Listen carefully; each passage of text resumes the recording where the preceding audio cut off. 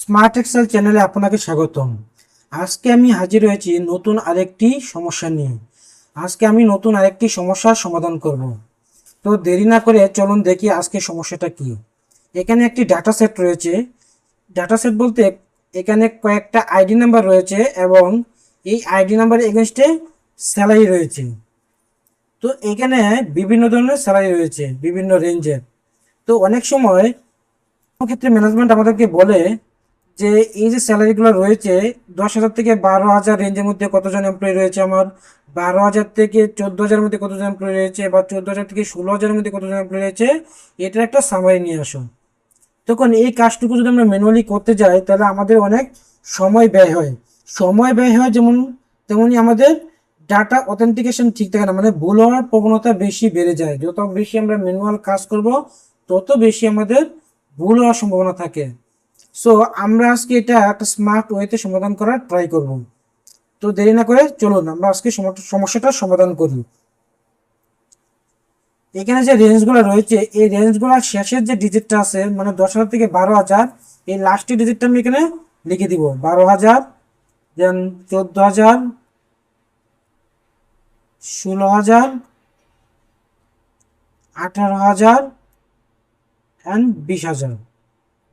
অর্থাৎ 20,000-এর বেশি এখানে কারো স্যালারি নেই, সেহেতু আমি 20,000 পর্যন্ত সর্বোচ্চ রেখেছি।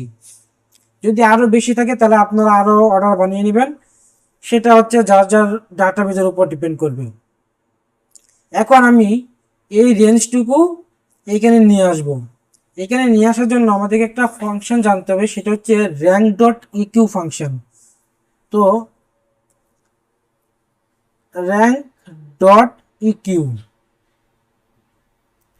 এই র্যাঙ্ক ডট ইকিউ সিনট্যাক্সটুকু দেখি। প্রথমে চেয়েছে কি নাম্বার, দেন হচ্ছে রেফারেন্স, দেন হচ্ছে অর্ডার। তো নাম্বার নাম্বার হচ্ছে আমার ওই স্যালারিটুকু, সিঙ্গেল স্যালারিটুকু যেটা হচ্ছে সেটা হচ্ছে আমার নাম্বার। তো আমি F3 সিলেক্ট করে দিব। দেন হচ্ছে রেফারেন্স, তো আমি একটা ফার্স্ট ব্র্যাকেট দিব, দেন আবার সেই নাম্বারটুকু অ্যাড করব, কমা এই নাম্বারটুকু আমি কোন কোন জায়গা থেকে নিয়ে যাব, মানে কিসের সাপেক্ষে আমি এই নাম্বারটাকে অ্যানালাইসিস করব, সেটা হচ্ছে আমার এই কলামটুকু। দেন ডিসেন্ডিং আর অ্যাসেন্ডিং, আমরা অ্যাসেন্ডিং দিব, আমরা শুরু থেকে লাস্ট পর্যন্ত যাব। তো দিয়ে এন্টার দেবো। এখানে আসলে কাজটা কি করলাম একটু বুঝাই। এই কাজটা হচ্ছে, ধরেন আমি এতটুক রেঞ্জ সিলেক্ট করেছি, তো এতটুক রেঞ্জের মধ্যে এই ওয়ানটা হচ্ছে আমার প্রথম রো, মানে ফার্স্ট রো। দেখেন এই ডাটাটুকু আমার ফার্স্ট রোতে রয়েছে, সেহেতু এটা ওয়ান।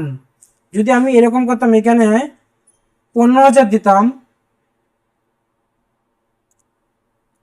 তাহলে দেখেন কি আসছে 3, মানে এই ডাটাটুকু 15,000 ডাটাটুকু আমার এই রেঞ্জে রয়েছে।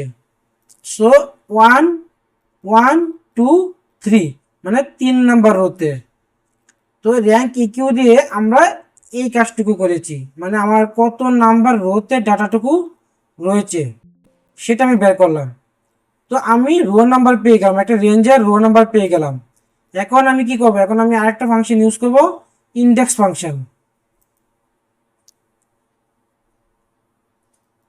এই কলামটুকু আমাকে অবশ্যই অ্যাবসোলুট রেফারেন্স দিয়ে লক করে দিতে হবে। ওকে, তাহলে আমি কি ইউজ করবো, ইন্ডেক্স ফাংশন। যদি ইন্ডেক্স ফাংশন কেউ বুঝে না থাকেন তাহলে আমার ইন্ডেক্স মেসের একটা ভিডিও রয়েছে, আপনারা প্লেলিস্ট থেকে দেখে আসতে পারেন। তো ইন্ডেক্সের সিনট্যাক্সটা কি, প্রথমে বলছে array, then row number, column number. Array means আমি কোন রেঞ্জ থেকে ডাটাটুকু নিয়ে আসবো, এই যে রেঞ্জটুকু লিখেছি আমি, এটা কোথা থেকে নিয়ে আসবো, এটা নিয়ে আসবো আমার এই রেঞ্জ থেকে। সো এটা হচ্ছে আমার অ্যারে। দেন রো নাম্বার হচ্ছে আমি এই যে এই ফাংশন দিয়ে র্যাঙ্ক ডট টিকিউ ফাংশন দিয়ে আমি যেটা পেয়েছি সেটা হচ্ছে এটার জন্য রো নাম্বার, মানে আমার এটা 3 নাম্বার রোতে রয়েছে।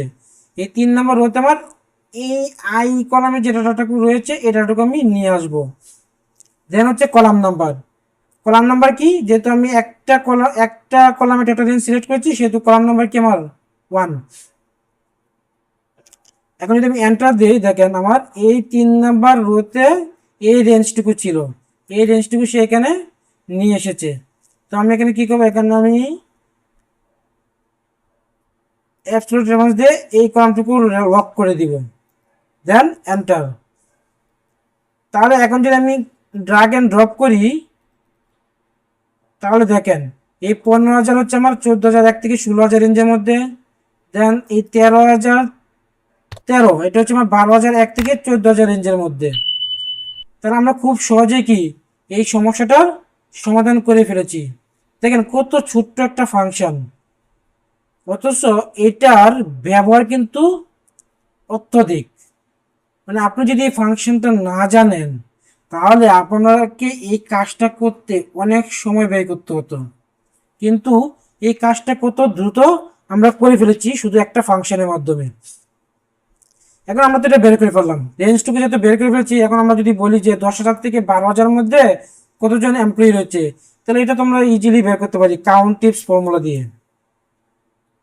কাউন্ট টিপস, দেন কি বলছে ক্রাইটেরিয়া রেঞ্জ, ক্রাইটেরিয়া রেঞ্জ হচ্ছে আমার এই জি কলাম, দেন বলছে ক্রাইটেরিয়া, ক্রাইটেরিয়া কোনটা, ক্রাইটেরিয়া হচ্ছে আমার এই আই কলামের এই সেল I3। মানে এই রেঞ্জে, এই জি রেঞ্জের মধ্যে আমার 10,000 থেকে 12,000 কতবার রয়েছে সেই ডাটাটুকু এখানে চলে আসবে, মানে 8বার রয়েছে। তো আমরা একটু চেক করি, 10,000 থেকে 12,000, তার মানে দেখেন এখানে কতবার রয়েছে, 8বার। এখন যদি আমি ড্রাগ এন্ড ড্রপ করি, তাহলে দেখেন কত সহজে এই কাজটুকু আমার সমাধান হয়ে গেল। তো বন্ধুরা, আজকের ভিডিওটি আপনাদের কেমন লেগেছে অবশ্যই কমেন্টসে জানাবেন। যদি আপনাদের এক্সেলে কোনো সমস্যা থাকে, যে কোনো সমস্যা আপনারা আমাকে কমেন্ট করে জানাতে পারেন, আমি অবশ্যই সেটা সমাধান দেওয়ার চেষ্টা করব। যদি আজকের ভিডিওটি আপনাদের ভালো লেগে থাকে, তাহলে অবশ্যই লাইক অ্যান্ড কমেন্ট করতে ভুলবেন না। ভালো ভালো ভিডিও পেতে বা আরো ভালো ভালো ইনফরমেশন জানতে, এক্সেলে নিজেকে দক্ষ করে গড়ে তুলতে অবশ্যই আমার চ্যানেলের সাথে থাকবেন এবং অবশ্যই সাবস্ক্রাইব করে দেবেন, যাতে আপনারা আরো বেশি বেশি ভিডিও পান। থ্যাংক ইউ সবাইকে।